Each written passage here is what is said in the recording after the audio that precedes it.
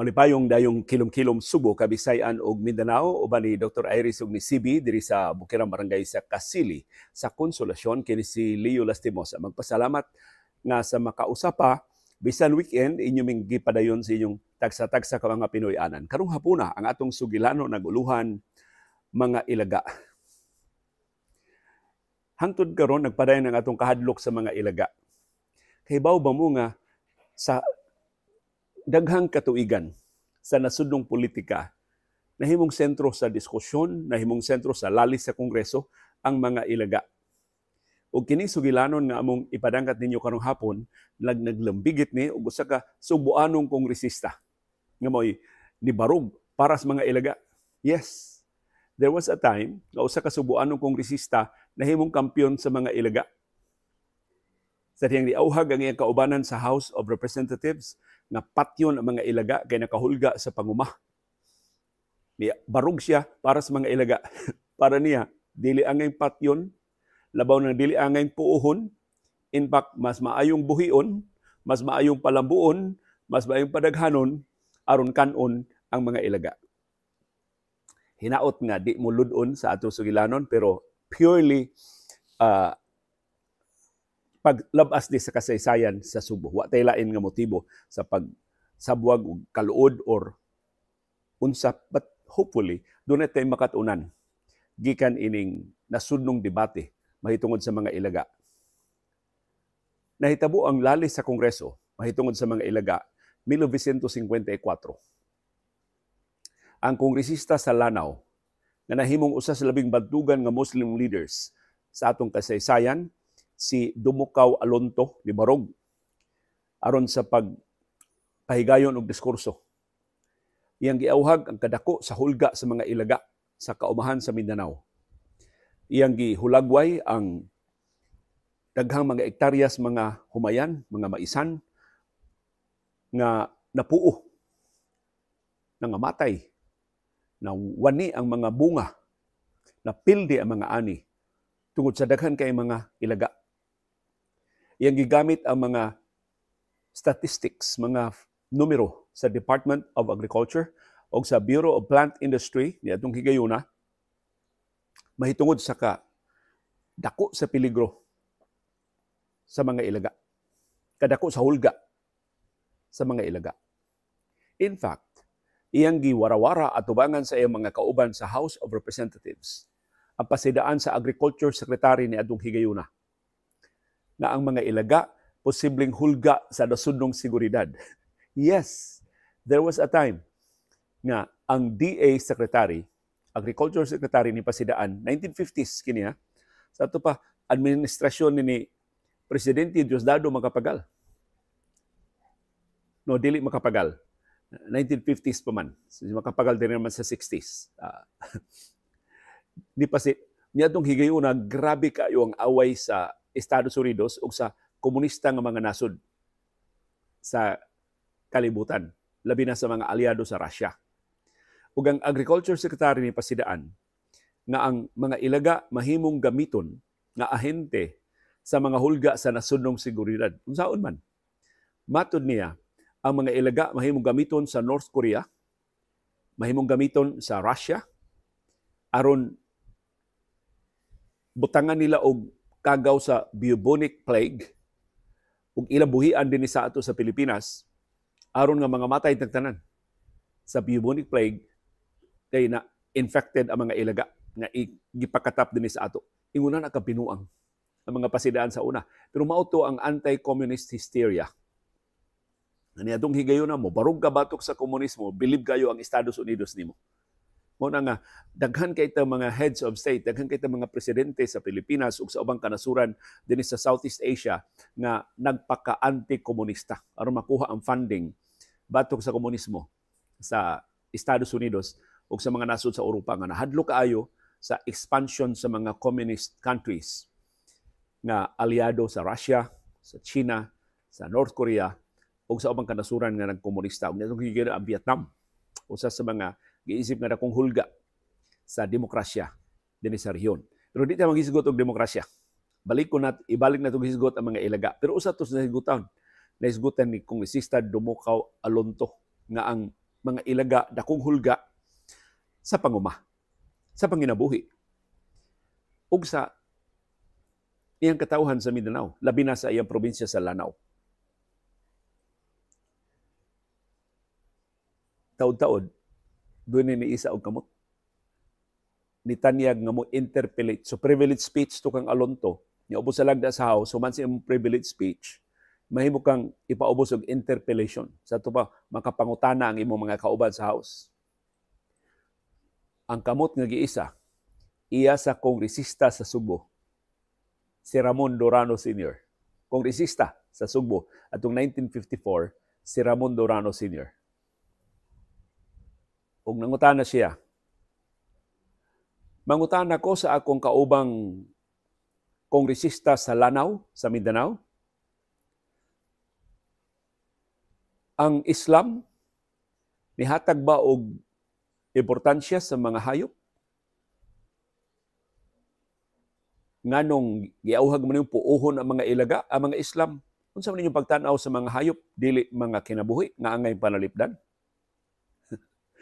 So si Alonto, nakasabot na yun sa direksyon ni Dorano, ni Sakgaw. Ingon si Alonto, buot bang ipasabot sa kongresista sa Sugbo nga way ilaga sa Sugbo? Wa mo mahulga sa ilaga? Ingon si Dorano, ako ikapasalig sa kongresista sa Lanao, way ilaga sa Sugbo. Amot sa katinuod, baka ko napatunda ko si Ramon Dorano Sr. basta wa no ilaga sa Sugbo in 1954. So niingon si Alonto, pero kongresista sa Sugbo, niya may record, niya may statistics, ang Bureau of Plant Industry o ang Department of Agriculture, na ang dunay mga ilaga sa Sugbo, nahulga sa Sugbo sa mga ilaga. Tingali, dili ni ilaga nga opat ang tiil. Tiyaling nahulga ang Sugbo sa mga ilaga nga duha ang tiil. Kaya nitong higayon na kato si Ramon Dorano Sr. gibantog na itong, gikaintapan na itong warlord din sa Sugbo. So, sagol na to insulto kang Alonto, kang Dorano. Nga malawgaw man kaining akong auhag nga patyon ang mga ilaga sa Mindanao. Pero Dorano, patarong. Dorano, gilingig itong nga kongresista. Ha? So, imong masubay ining diskusyon nilang Alonto, nasa kanto si kongresista Ramon Dorano Sr., dili ito hilomon sa house. O nga dili siya tapaw. O nga kompleto siyang pagtuon. O nga kamao siyang mulalis. O kamao siyang manalipod sa iyang bahin sa kontrobersiya. Ingon si Dorano, wa ko kahibaw ana kongresista sa Mindanao sa imong gipasabot anang ilaga nga duha ang tiil. Pero ako ikapasalig nimo. Isip representante sa kong distrito sa Subo, why ilaga nga opat ang tiil sa Subo. Wa may mahulga og mga ilaga nga opat ang tiil. In fact, kung mutugot ang kongresista sa Mindanao, mahimo ba akong isugilon? Doon ako'y mga sugilanon mahitungod sa mga ilaga sa Subo. Ingon di padayon, ning higayon na, wa na ang mga kongresista na ngilngiga na nilalis mahitungod sa mga ilaga ug nanay sukwahi nga opinyon mahitungod sa auhag sa kongresista sa Mindanao, patyon puuhon ng mga ilaga. Padayon si kongresista Ramon Dorano Sr.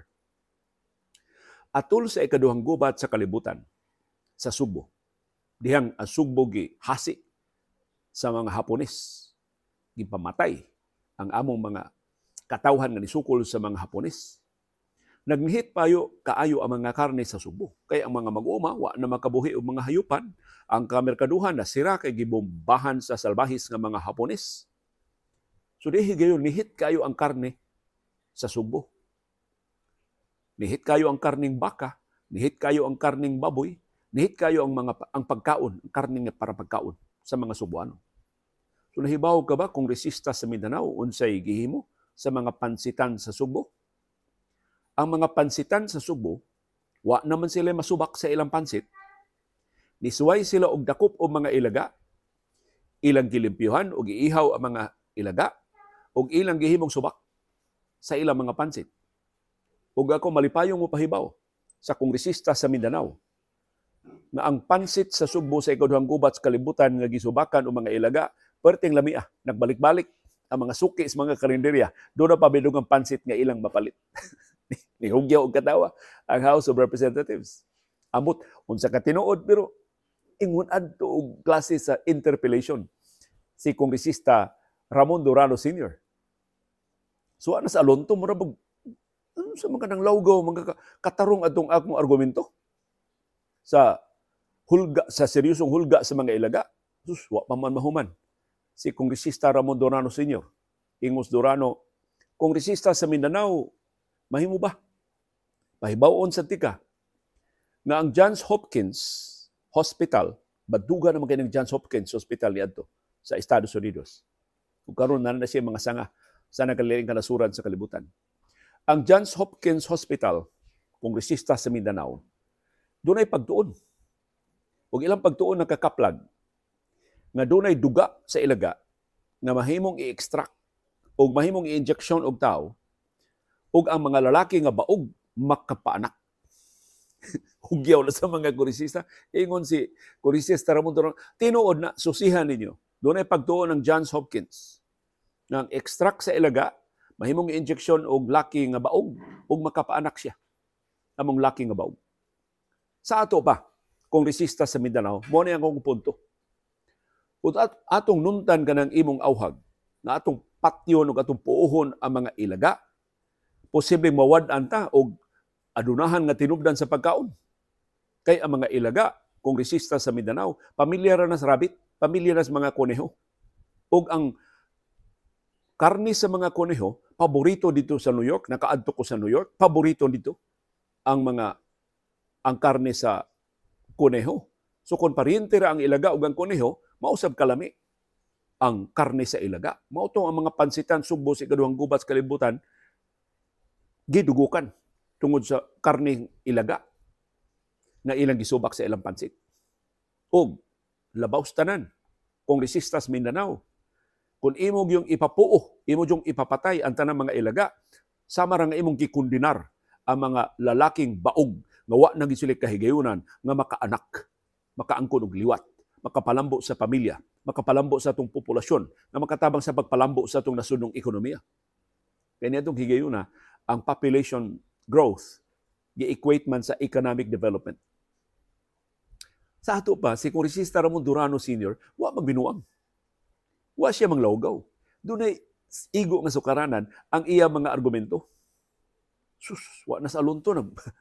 Kini si Alonto, bantugan ng Muslim leader. Ha? Eventually, nahimo siyang delegado sa 1971 Constitutional Convention. Nahimo siyang inspirasyon sa katong pag-imbestigar sa Jabida Massacre. Din ang mga batanong idealistas ng mga Muslim nagtukod sa Moro National Liberation Front o eventually ang Moro Islamic Liberation Front, ang ilang credit nga ilang inspirasyon, nakadasig nila pagbarong, pagpanalipod sa mga Muslim, kini si Numukaw Alonto. Ang iyang talagsaong liderato, ang iyang pagka-scholar, ang iyang pagka-makinaadmanon.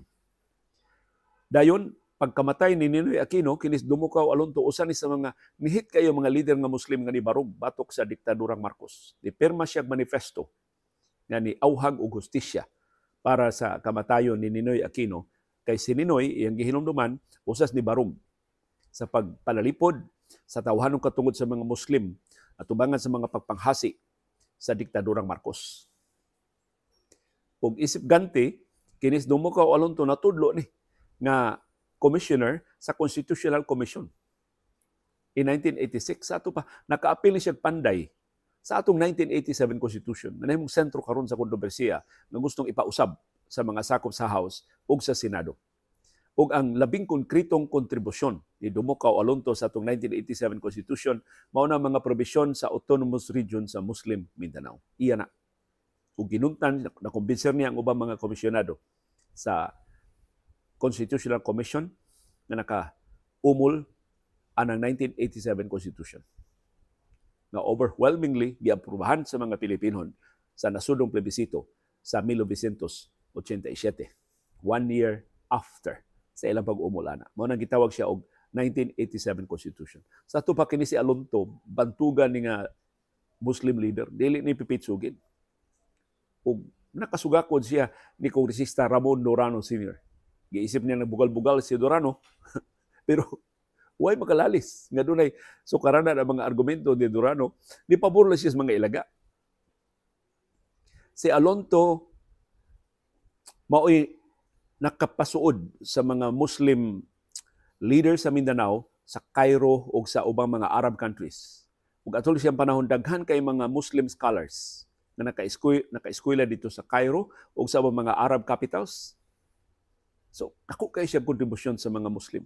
Unang hantod karon, bisang oposisyon sa ni Marcos, wa gyud matumba ang ilang dinastiya diya sa Lanao.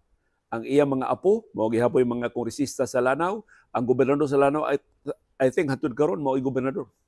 Dila mga kaliwat sa mga alonto ug mga adyong ug ubang mga sanga-sangana sa ilang pamilya. So, niingon na si kongresista Alonto nga buot nimong ipasabot nga gitrivialize lang nimo kini among problema sa mga ilaga sa Mindanao. Ingos doron, wa ko mag-trivialize kongresista sa Mindanao sa inyong problema. Ni simpatiya ko sa inyong problema. Kahibaw ko. Doon na sa may mga umahan sa Subo, kung atakihon na sa mga ilaga, seryoso na. Pero dili nato puuhon ang mga ilaga. Kung gusto ka, kongresista sa Mindanao, kung seryoso na gid ka ang hulga sa mga ilaga sa Lanao, akong ipada ang mga musikero sa Danao. Ingos Alonto, unsa may kapuslanan ani mga musikero sa Danao? Isya ngilngig gila mga musikero namo sa Danao. Inigtukar nila sila mga instrumento. Madani nila mga ilaga. Hinahinayon nila og giya mga ilaga ngadto sa inyong suba, sa kinadak-an inyong suba, ug abot yung suba atong lumsan inyong mga ilaga.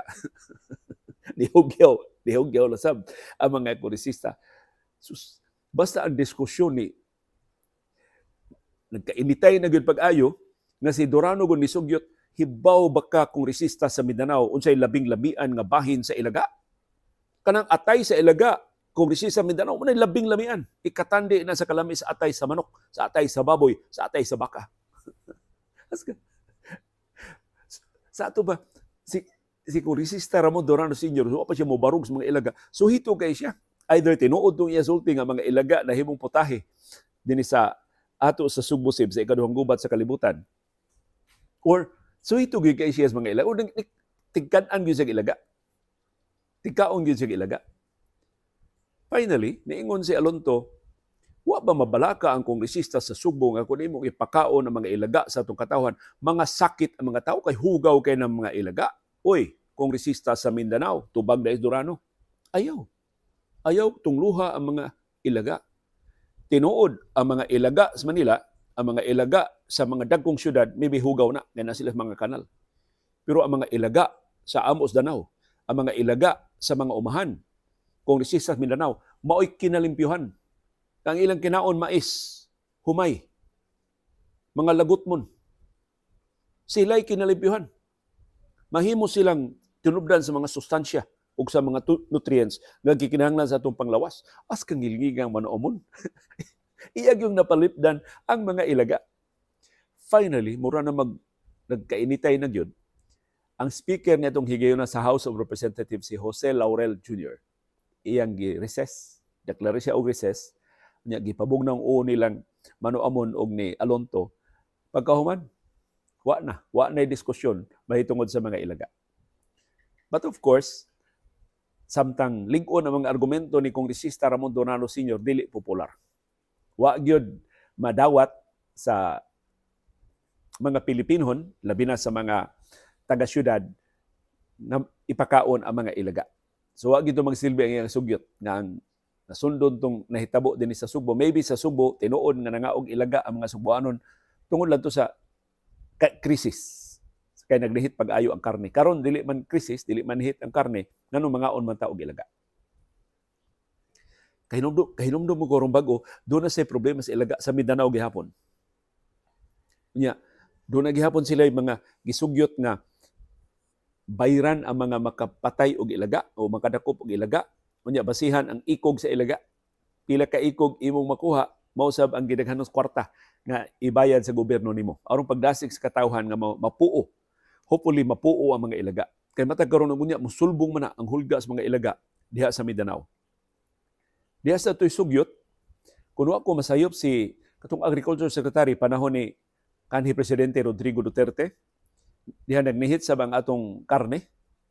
Nisugyot siya nga himuong substitute sa karning manok, kay mao man to'y pagsubaw sa avian flu, I think, na gipamatay ang atong mga manok tungod sa hulga sa avian flu. Niingon siya maikeng substitute parihara sa kalami sa manok ang karne sa rabbit. Ya ang rabbit dali kuno kayong pasanayon kay may kini mo reproduce ang mga rabbit pero wag gyud to masaki kay mura og bisan ang rabbit na himong delicacy sa ubang kanasuran pero dili gyud siya madawat ba. Amot ngano nga wa gyud to masaki sa katawhan ang pagkaon og rabbit, pagkaon og mga alternatibo nga mga karne. Labi na sa ilaga nga gisugyot ni aning Mano Amon. Hangtod diktadura ng Marcos. Dato ba si Mano Amon nahimo ng gamahanan, si Dumukaw Alonto nahiganti na sa politika. Wa na lalis mahitungod sa mga ilaga. Napildi na ang argumento ni Mano Amon. Gilusad ang agresibo kayong kampanya batok sa mga ilaga sa Mindanao, gigasuhan sa Estados Unidos o sa nasudong gobyerno ang kampanya og nabadlong ang mga ilaga, nakasurvive ang mga umahan. Pero matag karon og unya musulbong gyapon ang hulga sa mga ilaga. Moto nga dihay mga professorship sa veterinary medicine o mga agriculturist sa University of the Philippines, UP. Nagbase sila sa UP Los Baños. Nilusad sila og pagtuon. Madawat na ba sa mga Pilipinhon ang pagkaon og karne sa ilaga? I don't know, consciously or unconsciously, murag ilang giabante, murag ilang gipunit ang mga argumento ni anhing kongresista Ramon Durano Sr. So, Garbonis taga Danao, ang taga UP. Maoy ni punit sa iyang sugyot na tingali makatabang ta sa pagbadlong sa pagsulbong sa populasyon sa mga ilaga ug di na nato isipon nga hulga ang mga ilaga kun ato nang kanon ang mga ilaga. Himo na natong kabahin sa atong supply sa karne sa Pilipinas sa mga ilaga. So ang gihimo sa mga professor sa University of the Philippines aron pagsukod madawat na mas katawhan ang karne nga ilaga. Naghimo sila og mga hotdog sib. Ang mga hotdogs dunay 4-5 ba to kakapilian sa mga hotdogs. Unya usa adto ilang gibutangan og karne sa ilaga. Pero wala pa ibaw ang mga tao asa adto ang nailaga. Wala pa ibaw ang eksperimento to. Gipahibaw sila nga eksperimento to aron pagsusi kuno unsay labing maayong ingrediente sa hotdog na mahimo. So, paglusan na sa pagtuon, kanang mga parameters dito sa pagtuon sim na dunay required number of participants, unya dunay control sa study aron mahimong reliable ang resulta. Gihimo na tanan kay mga scientists man to sa University of the Philippines ang naghimo sa pagtuon. Ang resulta mao ni ang labing lamian nga hotdog gikahinangpan sa ang mga tao ay kahibaw unsay mga karne nga gisagol atong mga hotdog. Pero ang ilang napilian sa labing daghan nga labing lamian nga hotdog mao ang hotdog nga 50% karning baboy ug 50% na karning ilaga. Ang ikaduhang labing lamian mao ang hotdog nga 40% karning baboy, 60% karning ilaga. So, ang rekomendasyon human ato mao pagtuon sa University of the Philippines mao paghimo tag programa atong kumbensyon ang gobyerno atong himuong kampiyon ini moong kampanya ang Department of Agriculture, acceptable na sa mga Pilipino ang mga ilaga. Nya, of course, naklaro na nila nga ang karne sa mga ilaga, labi na sa mga rural areas like Los Baños, mga agricultural sectors, mga umahan na bahin sa Pilipinas, limpyo. Dili makahatag og sakit, dili makahatag og kagaw sa human diet. Pero ang presidente sa University of the Philippines atong higayuna, taga syudad man, giluod sa resulta sa findings. So iyang gi-shutdown ang study, nang luod ang mga professors, nang retire kadtong mga senior na mga professors nga kapromising unta na alternatibo tinublan sa pagkaon, gi-shutdown lang taga syudad. Kay taga syudad lagi kumbinsido nga hugaw ang mga ilaga. Moto'y katapusan. Yato mga pagtuon, wala to ipursu sa University of the Philippines. Pero karon daghan kuno kay mga og ilaga DSUP sa mga lugar palibot sa UP Los Baños. I don't know, doon mo nahibaw ang mga lugar din sa Pilipinas nga ganahan sa kay mangaon o karning ilaga. Karong bago, sa diyang nitumaw na sab ang laing hulga sa mga ilaga dito sa Mindanao. Kasagaran yung mahulga sa ilaga, mao ang Mindanao ug ang Mindoro. So doon ipagtuon ang mga siyentipiko, anong ang Mindanao? Daghan makigilaga. Tinuod man itong sulti ni Kongresista Ramon Durano Sr., doon tayo ilaga din ni Subo, pero di kayo parehas, Mindanao bang murag usa ka batalyon nga ilaga, magpanon, nga mapuod yun ang mga umahan. Ano daghan dyan kayo mga ilaga sa Mindanao?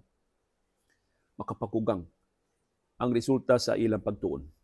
Nahimo ni mo ang pagtuon dekada 70 atol sa diktadurang Marcos. Gihimo ang pagtuon atol atong pagtumaw bitaw sa grupong ilaga. Di sa grupo sa mga ilaga.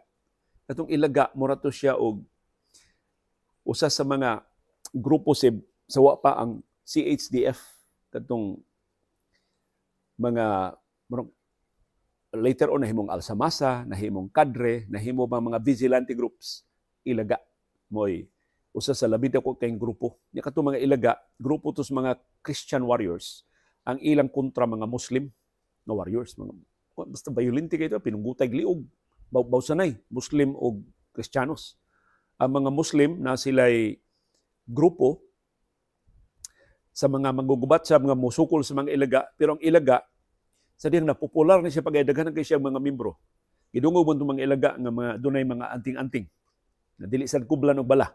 Ya doon sila mga kapa nga pareha ba itong kapa ni Leon Kilat nga doon sa mga marka-marka, doon sa mga pangaji, doon sa mga litra na sila ray makasabot. Mao sad to ang mga ilaga. So, gipangutana ang leader sa mga ilaga, unsa may kahulugan sa ilaga? Unsa man ni acronym? Anong ilaga may ngan sa inyong grupo? Di mo tugad ang leader sa ilaga. Siya, pag-research lang mo. Mga scientist man ka mo. Pag-research lang mo. Iba mo, daghan kay mga kahulugan sa ilaga. Usa sa mga kahulugan sa ilaga nakuha sa mga researchers, taga Estados Unidos ni mga researchers. Ha? Kaya kuryoso man sila, anong ilaga may ngan aning grupo ha? Usa sa ilang nakuha na kahulugan ang ilaga acronym sa Ilonggo Land Grabbers Association. Kay daghan day kuno kayong mga Ilonggo nga gitugutan sa gobyerno nga magtikad o mga yuta dito sa Mindanao, gipang-ilog ang mga yuta gikan intaws taga Bukid Mindanao nga way alamag sa balaod, gipapahawa sila ug mao to nga gibantog sila nga mga ilaga Iloilo Ilonggo Land Grabbers Association. Of course, gipanghibakak ng mga Ilonggo nga mga land grabbers sila, pero mao ko na nitabo des Mindanao. Mao nang suko kay ng mga original nga mga malupyo des Mindanao ana mga dayo diya sa Mindanao nga mga nadato na, mao na yung mga asyendero, mao yung mga tag-iyag, daghan kay mga yuta tungod sa ilang pag-exploit atong pag-open sa Mindanao sa economic development nga buhian dito ang mga malupyo sa nagalilain nga mga rehiyon. Himo mo unsay findings sa mga scientists nga tinuod nga hinungdan nga daghan kay mga ilaga sa Mindanao. Kay pag-abot di kuno sa mga Kristiyanos dito sa Mindanao, sa dihang daghan pa bakante ng Mindanao. Mga virgin forest baya na ang kalasangas Mindanao. Suma unsay tinubdan ato atong mga uway katong pagsulbong pag-ayo sa rattan industry dinhi sa Subo o sa babahin sa kalibutan, ang Mindanao. Haskan daghanang rattan anang Mindanao, perting labunga anang mga kalasangan sa Mindanao. Sus, gihasmagan ko dito sa mga Kristiyanos, almost overnight, ang mga lasang, ang mga virgin forest sa Mindanao, nga upaw. Nga putol ang mga punuan sa kahoy, gipang bulldozer, gipang laging sa mga taga Visayas, labi na taga Luzon, na ni-exploit pag-ayo sa kinayahan sa Mindanao. Tungod kuno adto nga nakalit lang kahawan ang mga kalasangan, ang mga ilaga ng gawas. Yung sila laing kapaingnan, nangadto sa mga umahan. Wa naman sila pagkaon. Naguba naman ang ilang mga Pinoyanan. Nangatunas naman ang ilang mga punuan sa kahoy. Nahawa naman ang mga lasang nga mga ilang Pinoyanan, tinubdan silang pagkaon. Nangadto sila sa mga umahan. Ug ilang gipangaon ang mga hapit na unta maani nga mais ug humay ug ubang mga lagutmon. So ningon ang mga scientists, this is nature at its best. Gipasipadan sa mga exploiters sa Mindanao ang nature, dili taga Mindanao, mga dayos Mindanao, ang ila rasang produce. Ang ilara sa mga umahan may nagantos. Nanimaos ang nature sa mga nanamastamas sa kinayahan sa Mindanao.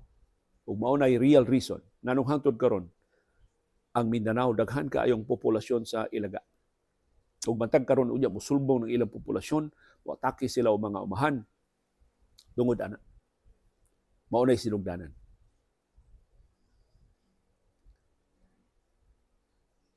Karong bag-o ug mao ni amo tapos atong sugilanon karong hapon.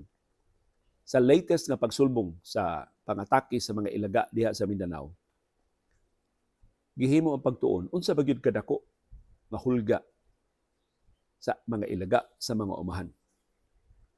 Ang resulta sa pagtuon ni dason sa argumento ni Kongresista Dumukaw Alonto atong 1954 sa orihinal nilang lali sa ilaga ni anhing Kongresista Ramon Durano Sr. Matod sa pagtuon sa United Nations, dinhi sa Pilipinas, ilabihan ka seryoso sa hulga sa mga ilaga, labi na sa Mindanao o sa Mindoro, nga up to 10% sa tinuig nga produksyon sa bugas sumay o bugas mais ang nawa kay gipangaon, gipangutkot sa mga ilaga. 10% sa annual production sa bugas sumay o bugas mais ang nawa tungod sa mga ilaga. Kung i-quantify ni sa aktual nga konsumo sa populasyon, matod sa United Nations, kining gidaghanon sa mga humay o mais na nawa sa Pilipinas tungod sa hulga sa mga ilaga, makapakaon ni hangtod 8.7 milyones ka mga Pilipinon kada tuig. Wa untay gutom dinhi sa Pilipinas kung nasulbad pa ni ang hulga sa mga ilaga. Either pinaagi sa extermination, nagisugyot ni Kongresista Dumukaw Alonto in 1954, o sa paghimong pagkaon sa mga ilaga, suba sa gisugyot ni Kongresista Ramon Durano Sr. Uban ni Dr. Iris ug ni CB diri sa Bukirang Barangay sa Kasili sa Konsolasyon, kini si Leo Lastimosa. Magpasalamat sa inyong padayon nga pagsubay, pagsunod, pagsalig ug pagpaminaw sa atong panahom dayong kilom-kilom. Salamat Bingbing girl, the CB girl, sa imong pagkuyog sa itong programa karong hapon na Bingbing, okay?